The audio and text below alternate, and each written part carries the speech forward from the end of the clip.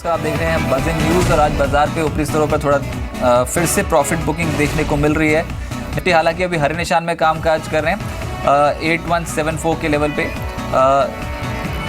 In fact यहाँ पर जिस तरीके की ऊपरी स्तरों पर दबाव है 48 पॉइंट्स के आसपास के गेंस जो है वो निफ्टी पे देखने को मिल रहे हैं और सेंसेक्स भी हरे निशान में कामकाज कर रहे हैं। Mid cap small cap index में ज़्यादा खरीदारी हो रही है। आज निचले से खरीदारी लौटी है, पर जो दो पैक्स जहाँ पर कंप्लीटली आज जो पोजीशंस हैं वो पॉजिटिव बनती हुई नजर आई वो है ऑटो पैक और साथ ही साथ फाइनेंशियल स्टॉक्स। ये दोनों ही सेक्टर्स जो हैं वो बज़ कर रहे हैं। ऑटो पैक में Eicher Motors, Maruti Suzuki, M&M जैसे स्टॉक्स पे आज मूव काफ़ी स्ट्रॉन्ग देखने को मिला और ये लीडरशिप पोजीशन जो निफ्टी की है उसमें आज ऑटो पार्टिसिपेट कर रहा है। और पेरिफेरल्स में आज आप फाइनेंशियल स्टॉक पे अगर खरीदारी की होती खासतौर से NBFC स्टॉक्स पे तो आज काफ़ी तगड़े रिटर्न्स जो है वो मार्केट पे आपको मिलते। 8177 के लेवल पे इस समय निफ्टी है, 50 पॉइंट्स के गेंस शो हो रहे हैं। हमारे साथ हेमंत ठुकराल जी आदित्य बिरला मनी के जुड़े थे बाजार पर। उनका ये कहना है कि 8000 के स्तर पर एक मजबूत सपोर्ट बन रहा है और निफ्टी जल्द 8250 से 8270 तक का स्तर जो है वो छू सकता है। चीज़ है कि बाज़ार वापस से 8000 की बेस बनाने की कोशिश कर रहा है। 8000 के पुट में ऑलरेडी अब 72 लाख शेयर जुड़ चुके हैं, which is a very good signal. मेरे हिसाब से ये अहम था बाज़ार के लिए कि वो एक बेस एस्टैब्लिश करे। आज 8150 के ऊपर ट्रेड करना शुरू किया है। अब 8130 के ऊपर शॉर्ट टर्म ट्रेडर्स के लिए जितना टाइम बाज़ार गुजारता है वो पॉजिटिव है। 8250 8230 का टारगेट उभर के आता है।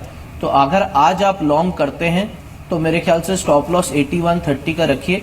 इस पुल बैक का टारगेट मुझे 8250 से 8280 के बीच में लग रहा है, जो आने वाले एक हफ्ते में अचीव हो सकता है।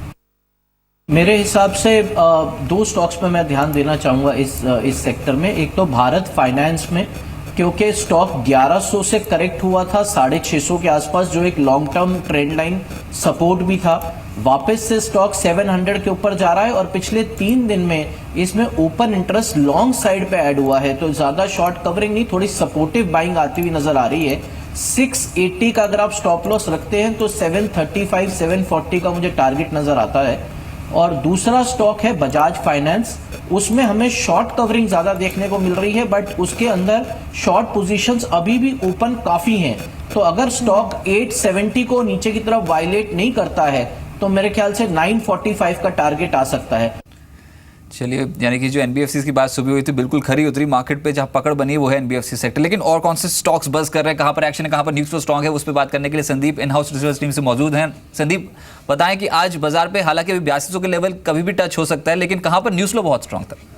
शुक्र रजा। सबसे पहले बैंक ऑफ प्रोडक्ट्स कंपनी को लेकर खबर आई कि 8 दिसंबर को बोर्ड बैठक है, बायबैक को लेकर फैसला हो सकता है। उसका फायदा इस स्टॉक में देखने को मिला। डबल डिजिट गेंस अब भी इस काउंटर में सस्टेन कर रहे हैं।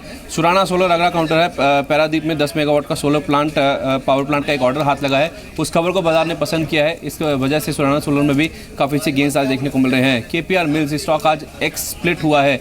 1:2 का स्टॉक स्प्लिट रेशो था, उसकी आज एक्स डेट है। उसका फायदा इस काउंटर में आज देखने को मिल रहा है।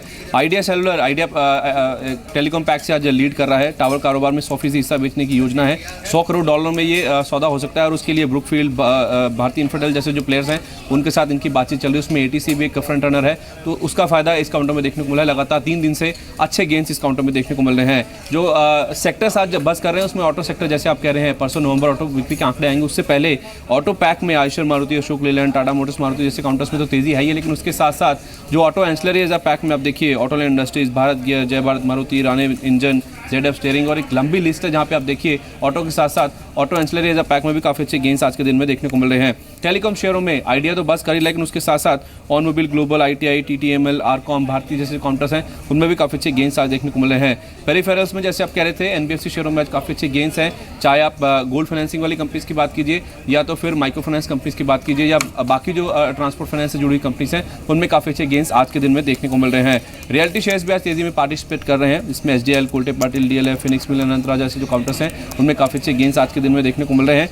टेक्सटाइल एक और ऐसा पेरिफेरल सेक्टर है जहाँ पे काफ़ी अच्छे गेंस आज देखने को मिल रहे हैं। मुराजी टेक्सटाइल, मैक्सवेल इंडस्ट्रीज, ये 2 ऐसे काउंटर्स हैं जो कि 10% से ज़्यादा की तेज़ी दिखा रहे हैं। उसके अलावा Lambodara, Vardhman Poly, Garden Silk, Sumeet जैसे जो काउंटर्स हैं उनमें भी 5% से ज़्यादा के मूव्स अभी भी देखने को मिल रहे हैं। केमिकल शेयरों में काफ़ी अच्छा उछाल देखने को मिल रहा है। Tirumalai Chemical, IG Petro, Kanoria Chemical, Punjab Chemical, Akshar Chemical, इनमें भी अगर आप देखें काफ़ी अच्छे गेंस आज के दिन में देखने को मिल रहे हैं। और सीमेंट शेयरों में काफ़ी अच्छी मजबूती आज देखने को मिली है। चाहे आप मिड कैप्स की बात कीजिए या तो फिर छोटे काउंटर्स की बात कीजिए, इनमें ज़्यादा एक्शन देखने को मिल रहा है। और उसके साथ साथ इंफ्रा कंस्ट्रक्शन में भी काफ़ी अच्छे जो मूव है वो देखने को मिल रहे हैं। कल भी इंफ्रा काउंटर्स में अच्छी मजबूती थी, आज भी देखिए काफ़ी अच्छे गेंस इस पूरे स्पेस में देखने को मिल रहे हैं। एक सरप्राइजिंग पैक जो आज सामने आया वो है रेलवे से जुड़े जो काउंटर्स हैं उनमें काफ़ी अच्छे गेंस हैं। A to Z Infra, Texmaco Rail, Kalindi Rail, Hind Rectifiers, HBL Power, ये एक सरप्राइजिंग पैक है जिनमें आप देखिए अब भी करीब 4 से लेके 12% तक के जो मूव्स हैं वो देखने को मिल रहे हैं। तो बाजार में चौतरफा तेजी है और खासतौर पे जो छोटे मझोले काउंटर्स हैं उनमें ज़्यादा तेजी देखने को मिल रही है और पेरिफेरल सेक्टर्स में काफ़ी अच्छे गेंस देखने को मिल रहे हैं। चलिए, शुक्रिया बताने के लिए। सेक्टर स्पेसिफिक और स्टॉक स्पेसिफिक खबरें कहाँ पर स्ट्रॉन्ग देखने को मिल रही है, लेकिन हम अलग अलग जानकारों से पूछ रहे हैं कि बाजार का अब ट्रेंड क्या रहेगा, क्योंकि एक बहुत स्ट्रॉन्ग बिकवाली के बाद कहीं ना कहीं बाउंस मिला है। इंडिया इन्फोलाइन के संजीव भसीन का मानना है कि तेल गैस शेयरों में निवेश करने से अच्छा रिटर्न मिल सकता है और इस सेक्टर में इंजीनियर्स इंडिया जैसे जो स्टॉक्स हैं वो कहीं ना कहीं काफ़ी कैपिटल गुड क्षेत्र में भी काफ़ी स्ट्रॉन्ग प्रदर्शन कर सकते हैं। BPCL, HPCL, IOC और हमारा आप ही के चैनल पे दिया हुआ सबसे मनपसंद शेयर इंजीनियर्स इंडिया जो 200 रुपये पे था, जो आज न्यू हाई टच कर रहा है। It is biggest beneficiary of the जो expansion in the hydrocarbon sector है and on the smart city. तो इंजीनियर्स इंडिया आज आई थिंक 298 का हाई किया है, कम बोनस। और सिमिलर ऑयल इंडिया का है, एक क्वार्टर पे मत जाइए, they will be the biggest beneficiaries along with ONGC on the stabilization in crude prices. Oil marketing companies as a natural will be a biggest beneficiaries क्योंकि cash transactions for them are a win-win situation. तो हमारे लिए engineers India हमारा top pick है, उसके बाद BPCL, HPCL and ONGC। हमें लगता है HUL ITC will become very good value pays over a period of time. आज on a valuation parameter HUL closer to 800 बहुत रीजनेबल हो जाता है 1 year forward. Same with ITC 225 रुपये पे, वो भी बहुत अट्रैक्टिव है। तो एक उसमें अटकली आई थी of FDI in tobacco, I think ITC is not affected by that. तो हमारे लिए both of these stocks become value picks, जैसे आपने कहा, as defensives and as market participants going ahead. 3-4 महीने से हम IT पे कॉन्ट्रेरियन थे और हमने टेक महिंद्रा 420 और विप्रो 440 पे बहुत स्ट्रांगली रिकमेंड किया था। So in fact Tech Mahindra has been an outperformer, हमें अभी भी लगता है 540 का भाव उसका होना चाहिए। और विप्रो भी हम अपग्रेड कर रहे हैं 550 का। These two stocks continue to be our top favourites. On declines आप माइंट्री भी अगर 465 के करीब मिले तो लेने की चेष्टा कर सकते हैं। I think they will be market performers to outperformers going forward. चलिए, कुछ और बाजार को टटोलते हैं और अब F&O आंकड़े का कह रहे हैं वो भी जानने की कोशिश करते हैं, क्योंकि डिम्पी मेरे साथ जुड़ चुके हैं। डिम्पी इनफैक्ट 10:30 बजे तक ठीक था, एक बहुत स्ट्रॉन्ग बढ़त देखने को मिली थी, एक अच्छी शुरुआत थी, लेकिन उसके बाद एक रेंज में फंस गए। 8200 अभी तक कन्विंसिंगली निकाल पाए। देखिए 8200 अपने आप में एक ऐसा जंक्शन है जहाँ पे प्रॉफिट्स बुक हो रहे हैं शॉर्ट टर्म ट्रेडर्स की वजह से। सुबह ही हमने डिस्क्लोजर दिया था कि 8000 और 8200 अपर एंड 8200 और 8000 एक लोअर एंड होगा।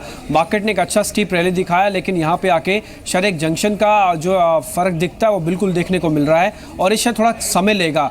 हम सुबह से ये कह रहे थे कि मार्केट की आज रेंज थोड़ी सी बड़ी हो जाएगी, लेकिन इरिटेटिंग बाजार रहेगा कि ऊपरी स्तर से वापस आपको थोड़ा फिसलता हुआ भी दिख जाएगा। तो ना ही ज़रा टूटेगा ना ही ज़रा चलेगा, बाजार शायद रेंज में ही आपको क्लोजिंग दे। तो इसकी तैयारी कम से कम आज के डाटा की तरफ से होती हुई दिख रही है। अगर आप निफ्टी का डाटा देखेंगे तो आपको क्लियरली दिखेगा कि ओपन इंटरेस्ट जो ठीक है बड़ा है, लेकिन प्रीमियम पहले के मुकाबले कम हुआ है, यानी कि जो स्टीम थी मार्केट के अंदर वो थोड़ी सी कम है। ठीक बैंक निफ्टी में भी ऐसा ही होता हुआ दिख रहा है। ओपन इंटरेस्ट अभी भी खुले सौदे यानी कि काफ़ी ज़्यादा है, लेकिन प्रीमियम कम हो रहा है। इसका मतलब जो कन्विक्शन होता है वो थोड़ा प्रीमियम से हमको एडजस्ट होकर पता लगता है, वहाँ पर जो कमी आ रही है इससे पता लग रहा है कि मार्केट 8200 को रिस्पेक्ट देगा और ज़रूर देगा। अब आती है ऑप्शन ट्रेड, क्या 8000 को बचाएगा?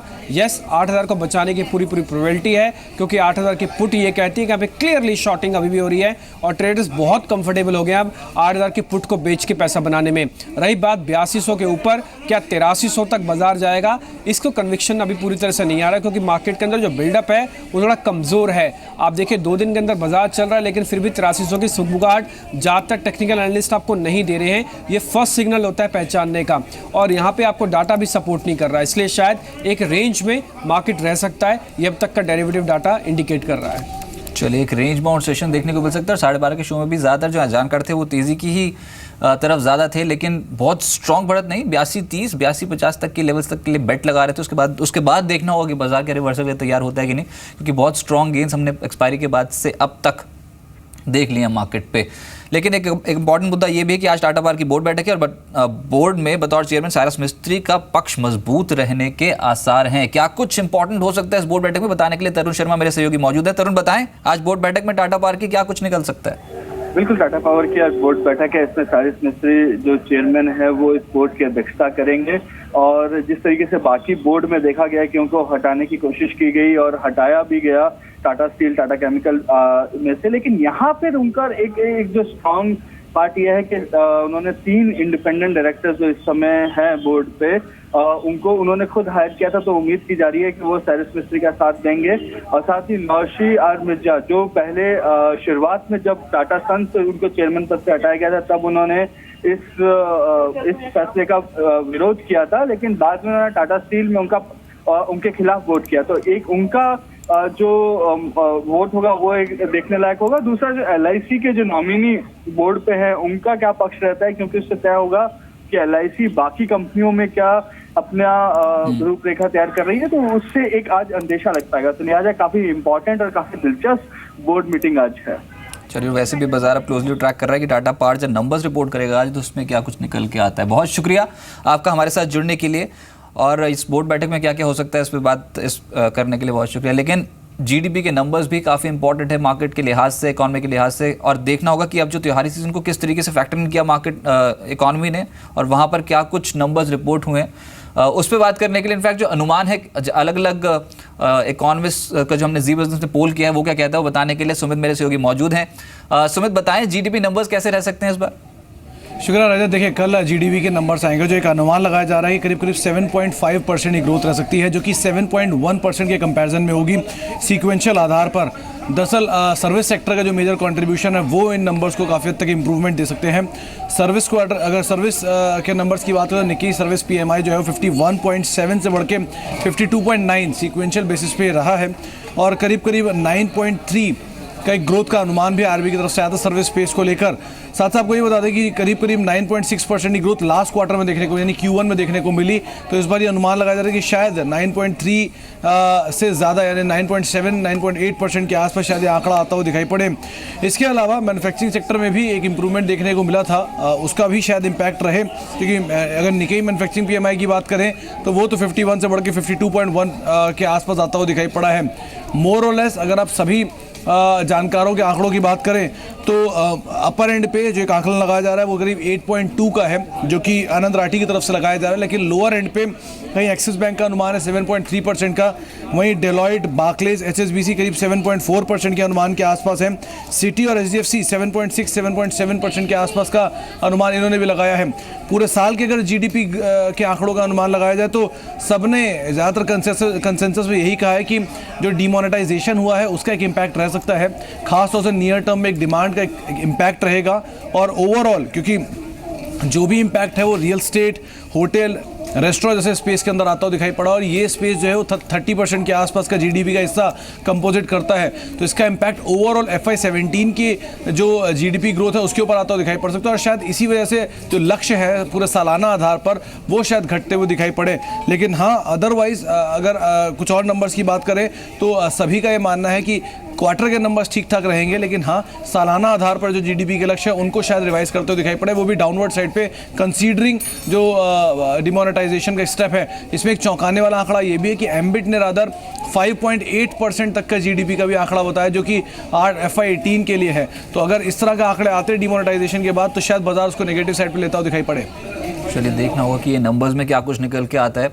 बहुत इंपॉर्टेंट रहेगा अगर GDP ग्रोथ यहाँ पर इंडिया दर्ज करती है तो किस पैमाने पर और किस जो लेवल है वहाँ तक जा सकते हैं। हालांकि अभी जैसे सुमित ने बताया कि सर्विसेज सेक्टर का जो कंट्रीब्यूशन होगा इस बार की ग्रोथ में वो स्ट्रॉन्ग देखने को मिल सकता है, अच्छा इजाफा सर्विस सेक्टर की ग्रोथ में देखने को मिल सकता है। लेकिन एक इंपॉर्टेंट मुद्दा ये भी है कि सभी को टेंशन हो रही होगी कि अब जब सैलरी आएगी 1 दिसंबर को तो क्या बैंक आसानी से आप अपनी सैलरी देंगे या फिर निकालने में क्या आसानी होगी, क्योंकि बहुत लंबी लंबी कतारें जो हैं वो ATMs के बाहर और साथ ही बैंकों में देखने को मिल रही हैं। तो ये जो 1 दिसंबर से निपटने की तैयारी है ये बैंकों ने शुरू कर दी है, और इस पर अपडेट लेते हैं। आलोक मेरे सहयोगी मेरे साथ मौजूद है। आलोक, बताएं बैंकों ने क्या तैयारी शुरू कर दी है 1 दिसंबर के लिए?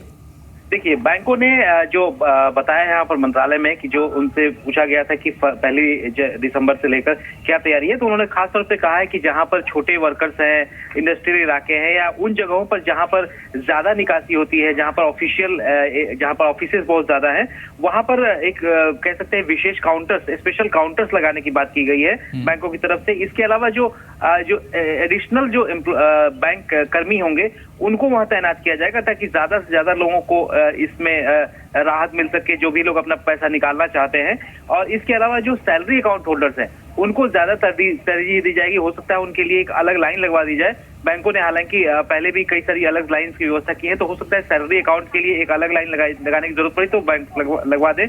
इसके अलावा ये पता चला है कि कुछ दिनों से जो कह सकते हैं 3-4 दिनों से जो एटीएम और बैंकों में जो पैसा पहुंच रहा था आरबीआई से, वहां पर थोड़ी कमी करके उसको होल्ड करके 1 दिसंबर के लिए रखा गया था और उस पैसे को रिलीज किया जाएगा। और खासतौर से जो 500 रुपए के नोट आ रहे थे उनको बहुत ज्यादा डिस्बर्स नहीं किया गया था। तो अब जब ये सैलरी बांटी जाएगी तो उन तमाम नोटों को इनके जरिए दिया जाएगा। तो ये तमाम तैयारियां बैंकों की तरफ से की गई है। उन इलाकों में विशेष काउंटर्स लगाए जाएंगे, एडिशनल बैंक तो कह सकते हैं कि कहीं ना कहीं पूरे ग्राहकों के हितों का ध्यान रखा जाएगा और कोशिश की जाएगी कि किसी को किसी भी प्रकार की दिक्कत ना हो। और पूरी तैयारी बैंकों ने कर ली है 1 दिसंबर के लिए, क्योंकि सैलरी बांटने का जो बोझ होगा बैंकों के ऊपर बहुत ज़्यादा होगा।